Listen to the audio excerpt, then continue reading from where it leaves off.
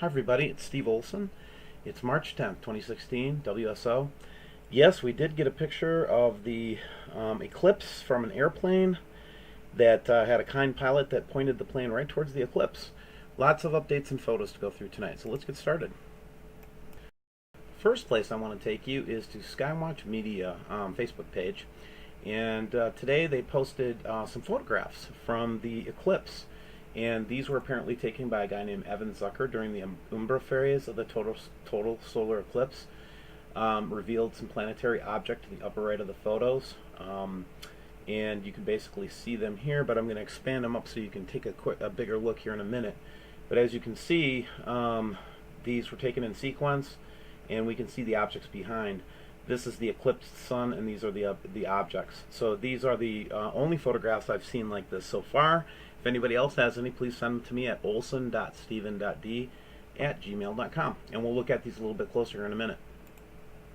The second site I wanted to kind of point you to is an interesting story, a little short story about possibly Adolf Hitler being aware of the Nibiru system in '38, and some other interesting information about the secret of Fatima. The third one I wanted to point out, this is an old one. This is from December 9th, 2015, and it was an article, or I'm sorry, an interview with Marshall Masters. Now, if anybody's familiar with Marshall Masters, he's been in this community for a long time. And while people may disagree or agree with Marshall on different things, I have a lot of respect for him. And I have a lot of respect for the courage and quite frankly, the BS that he's had to put up with his whole career. But anyway, he does a great expose in here, or I'm sorry, just a dialogue or an overview of how badly Christians get deceived in this because of our belief in the book of Revelation, and how easy we got sucked in 2012, how easy we got sucked in 2015. And I just think it's a great little interview to listen to, and it's from the Leak Project. The Leak Project is going to be interviewing me on the 18th of March, and so look for that when it comes out. The next one is Nibiru. Whoa, this one is from Julie Griffith. She actually did a live stream of from the ISS showing some really interesting footage. And then my friend Quest Ghost, who I actually like a lot because he does some interesting photographic manipulation of the different photographs. But as you can see, actually, if you go look at this video that I have posted below, go look. There's actually some kind of a vehicle in front of the sun. I don't know what that is. Weird. The next site is World UFO Watch, and they have some articles, interesting articles in here about the orb that we've been talking about with the lights on it, which also, by the way, expresses as a lens flare quite often. We'll talk about that more here in a minute. The next one I wanted to take you to is actually to give you the site and the position. You just go ahead and click on the link, and it will take you right to the IRAS survey, and you can actually see what we think is the Wormwood system coming in right here. And as you can see, it's pretty scary looking. The next article I'm going to point you all to is JPL did an article about a close flyby of a comet and how it had such a negative or adverse effect on the magnetosphere of Mars. And the reason why this is interesting is because we're seeing a lot of folks are sending me theories that we might start to see gravitational waves and other types of phenomenon in the atmosphere. Like, for example, we might see a chemtrail that gets bent like a boomerang, or things like that. They're asking me to take a look and ask my audience to also kind of look for effects of gravity. We've also getting some images from from some of the satellites that actually show some weird phenomenon. I'm not ready to show it yet until I get it analyzed by my astronomer. I actually have an astronomer on staff now, so I don't make hopefully any more bad mistakes with H1. Okay, the All Sky Cam. This is another Julie Griffin. She did another All Sky Cam study, which I think is very good and very revealing. And speaking of sky cams, before I get onto the photograph phase of tonight's review, I wanted to show you a couple of live sky cams. This is from Craigie. It's 606 on the All Sky Cam network. And we've been seeing this bad boy for a long time down there. So it seems from the southern hemisphere, this refraction or reflection that we see off the dome of the camera is pretty interesting. But I really wanted to look at the halo. The halo is clearly visible around the sun during the day now. We used to see the halo at nighttime around the moon, which we think was from chemtrails. But now we're seeing that big halo that we've been talking about around, around the sun in the sky cams too. And then, of course, every time you come to Savannah skies around this time, which is 2 o'clock their local time, or UTC time, Universal Time, you can see this phenomenon of the large reflection, and then we think the object is up in here. But I just wanted to give you guys a look at it because it's pretty shocking. And if you go, this is one of the ones that just kind of go slap you, and you go, whoa. So go take a look at that one too, okay? All right, now this is a interesting, and this is something I'd like more people to try. This is a gal out in Colorado actually took a time-lapse photograph. And I'll show you how she did it here and just show you the results. But she just basically let her iPad do the time-lapse for a while. And we're looking at this little object right here, and I think I've got some other images of it too, but you'll notice it stays stationary as all the other clouds go by in this time-lapse photograph. A little airplane went by, there's the sun. And then this object seems to just move slowly or stay relatively stationary. It's pretty cool. Or, I mean, pretty interesting, rather. Cool, interesting, whatever. And then similarly, we think we see another. Now, these could also be just a sun flare, but here's that thing again. It just sits in the background. She actually got it 2 days in a row, which makes it kind of interesting.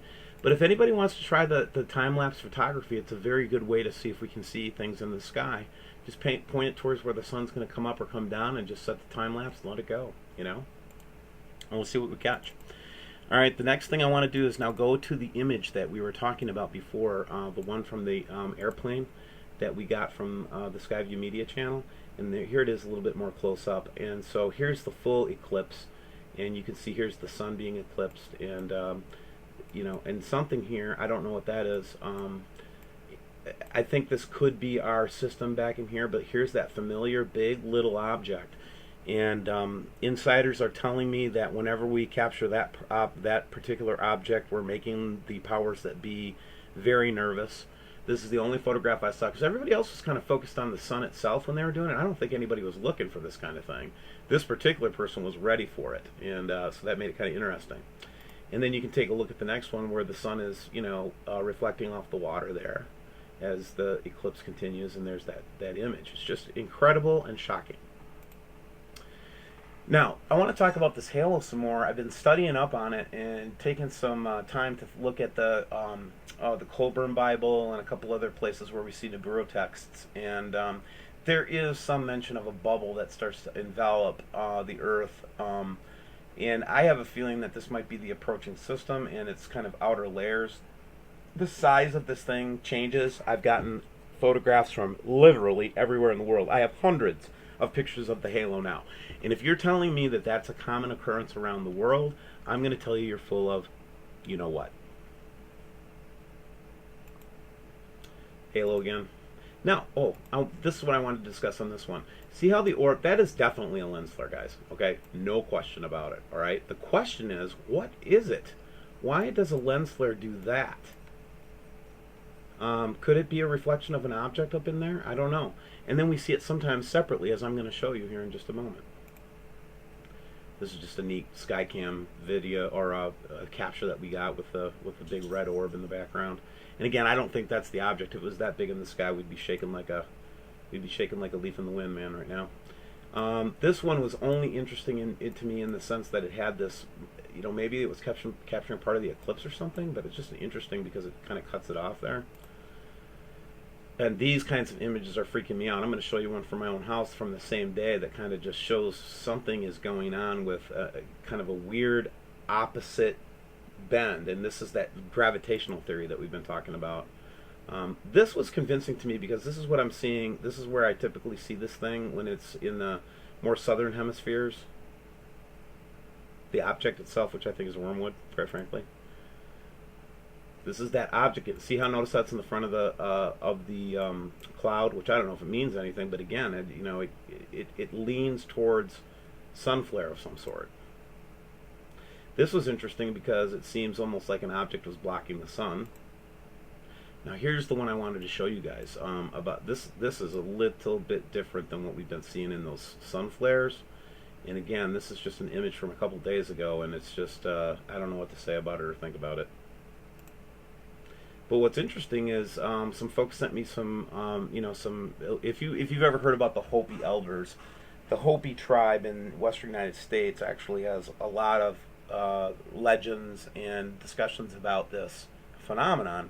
And one of the things they talk about is this ball with the rivets in it, or whatever they are. Okay, so go take a look at that and check it out. The halo again. This time it's from California. Or, I'm sorry, Canada, northern Canada. Here's a cool story. Bob Spearing writes about his, encounter with, and then subsequently reported MUFON event. And I'm going to show you the MUFON channel today. Now I was doing a little bit of research in Colorado today, and actually there's that gray ball again in space. I don't know if, and as the sun went past it, stripes lit up on it, and I just caught a still of it. But this is from Colorado today at 10:27 Pacific time. And this is what I think we're looking at as our, star. And I think this might be one of the planets. And here's what's interesting. When you look at these sky cams really close, this thing has gotten bigger. This big looping cloud has gotten bigger and bigger and bigger since I've been looking at it last year. And so if anybody's been looking at the all sky cam, tell me if that thing's getting bigger in your mind. But I think it might be the cloud, and these might be the objects starting to show up out of it. I didn't know if that's an eclipse or what that is there. These are a little bit older images. I don't know what to think about them. They're welding glasses, right? Whenever you use welding glasses, but in this case they use an IR filter with it too. And I've seen a lot of lens flares, but the only reason I'm interested in it is because it's got the double dot configuration that we know pisses off NASA when we get images of it. Okay, this is an interesting study from Hawaii, and we're seeing this. We did not see this earlier in the year when we were at the depth of winter, December 21st. We did not see this refraction in the northern hemispheres. First of all, this is only being seen in Brazil and Chile in December. Now we're seeing it everywhere. And then as we blow in and we get closer in here, we can see some of this the suspected object. And then she did a reverse up to check it out. Pretty good study, and really appreciate the work.